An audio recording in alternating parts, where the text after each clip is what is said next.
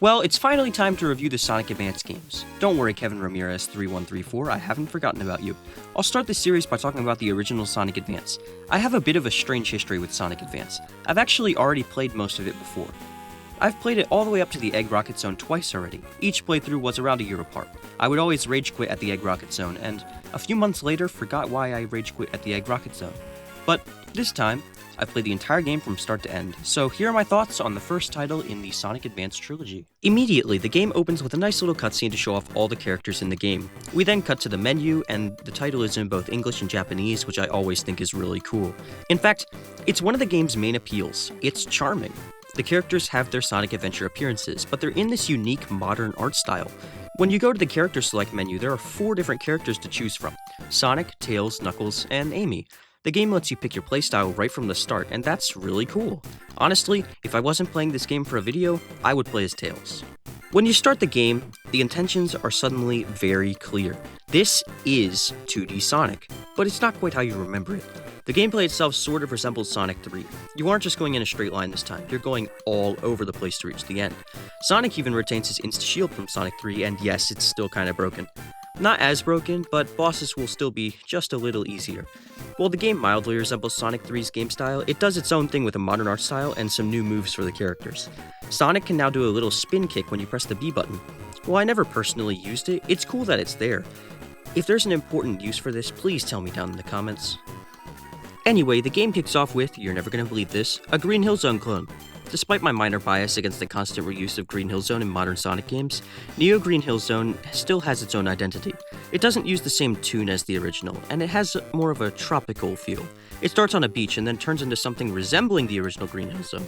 The level is really fun, but it introduces some limitations that continue through the entire game. First of all, Sonic runs slower than any other traditional 2D Sonic game on the Genesis. Now, while that may sound bad, I could definitely understand why SEGA did this. The screen is very small, and the developers know this. Making Sonic somewhat slow was probably done to make the game a little bit more playable. Now, to their credit, it actually kinda works. Almost everything in the early stages is easy to react to. One of my biggest complaints with the 8-bit versions of old Sonic games was that Sonic is pretty fast, but you can't really use that speed for anything. In Sonic Advance, you go max speed no problem. The only other real limitation is the screen size in general. Honestly though, it's not a problem in Sonic Advance, because the game is designed around it. Neo Green Hill Zone starts the game off with fun gameplay. It has the typical loop-to-loops you would expect from the opening stage. Something I was not expecting was the rail grinding section near the beginning of the level. It's a cool little gimmick, and it makes it clear this game isn't exactly like the original Sonic games. The next level is Secret Base Zone. I've always liked the look of this level. It reminds me a lot of White Acropolis in Sonic 06. There are searchlights all around you as you infiltrate the secret base. The music is really good too, but I'll get to that later. The level introduces zip lines that you can use to cross small gaps. It's a fun mechanic. Next, we have Casino Paradise Zone. This is yet another spiritual successor to Casino Night Zone in Sonic 2. However, I think it resembles Spring Yard Zone in Sonic the Hedgehog a little bit more. This level is, again, just really fun. If done correctly, these levels where you just bounce around on stuff can be great. Next is Ice Mountain Zone, which mildly resembles Ice Cap from Sonic 3. It's okay. I never loved the water mechanic when it's used, but Ice Mountain uses it in a way that's fine. I mainly don't like constantly needing to stop to grab an air bubble, but I think there are more air bubble spots in this level than usual, so it doesn't feel so bad. The water's still here, but it isn't as annoying as it usually is. Next is Angel Island Zone. I think this level sort of looks like Marble Garden, but it sets itself apart. This level's fun sometimes. I don't like how you need to stop and wait for a moving platform cycle. This works sometimes in Sonic games like Sonic Adventure, but here it's just kind of annoying. This is also where the game starts pushing bottomless pits a bit, and that's also kind of annoying. Again, the small screen is not super great for platforming. I don't think you're ever forced to do a blind jump, but you can't really see the future platforms in a sequence. The only time bottomless pits were really a problem was in Act 2 though. At the very beginning of the stage, there's a pit only just off screen. I have a habit of spin dashing to start a level, so I've gone flying into this pit a few times. One last thing, I actually really like the rotating circle things that you run on. They're a cool addition to the platforming in this level. The next stage is Egg Rocket Zone, and this is where some problems start to come in. There are a few bottomless pits in this stage, and they're all annoying. I think the biggest problem in this level is the springs. Throughout the stage, it is unclear whether or not you should hold the directional pad in the same direction as you're being launched. For example, there's a jump over a large gap near the beginning of the stage. To make the jump, you are basically forced to use this spring to gain some speed. The problem is that if you don't hit the spring and hold the D-pad in the same direction while running, you won't move fast enough to cross the gap. Now I know that doing this is normal in Sonic games, but in this game specifically, it's just really inconsistent. There's one section a little later where you hit a spring, and that spring sends you into another spring. When you hit the first spring, you don't need to hold down any direction. However, after you hit the second spring, you need to hold the D-pad in the same direction so you land on a platform. Otherwise, you fall into a pit. The game doesn't make it nearly obvious enough that you need to hold the direction down. Even if it did though, unless you're holding the direction down from the beginning of the jump, you probably won't make it. On top of that, you're not sure what you're even jumping to when you hit the spring. By the time you see the platform, it's probably already too late to change your fate. There is one more problematic spring in the level, and I can't even justify this. It looks like this spring is supposed to launch you onto this conveyor belt, but instead, you smash into the side of it and die. Again, the game is begging you to hit this spring. I'm convinced I'm doing something wrong, but every time I hit the spring, I just fall down. Instead, I've resorted to spin dashing over the spring, but that seems to work. Again, you'll probably have to die at least once to figure this trick out. There's also a section right after this part where you're running pretty fast and you need to stop on this conveyor belt before you run into the pit. Again, this isn't super clearly telegraphed.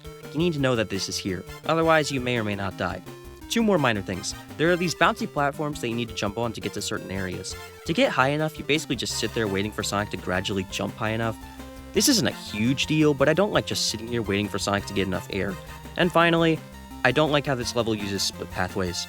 There's a particular spot later in the level where you have a choice to go either left or right. Now, the correct direction to progress is left, but you'll probably go right because that feels like the natural direction. This path will take you to a platform with an invincibility box, but at this point, why do I even need an invincibility box? You now have to go all the way back through this section just to get to that split path again. Again, this isn't a huge deal, but when the level is the longest one in the game, it just feels like it's wasting your time. Act 2 of this stage is nothing super notable aside from being noticeably short. Okay, so the levels are cool. Let's talk about the bosses. The bosses are pretty cool in this game. None of them are super hard, but they slowly progress in difficulty. I think some of them are just really goofy, like this first one. I think it's also kind of cool that the final zone is a mini boss rush with Zone 1 bosses from the first two games. Although, admittedly, the boss rush is kind of pointless because the bosses are really easy, and there's a checkpoint right before the final boss. My only real complaint with the bosses isn't really a complaint. I'd just like to point out that using Sonic's Insta Mini Shield turns most of the bosses into a joke. This is especially true for Mecha Knuckles and, ironically, the final boss. For the final boss, just wait for him to do his hand move and spam him from below. You drop rings, but you also get anywhere from 2 to 4 hits on him just by doing this.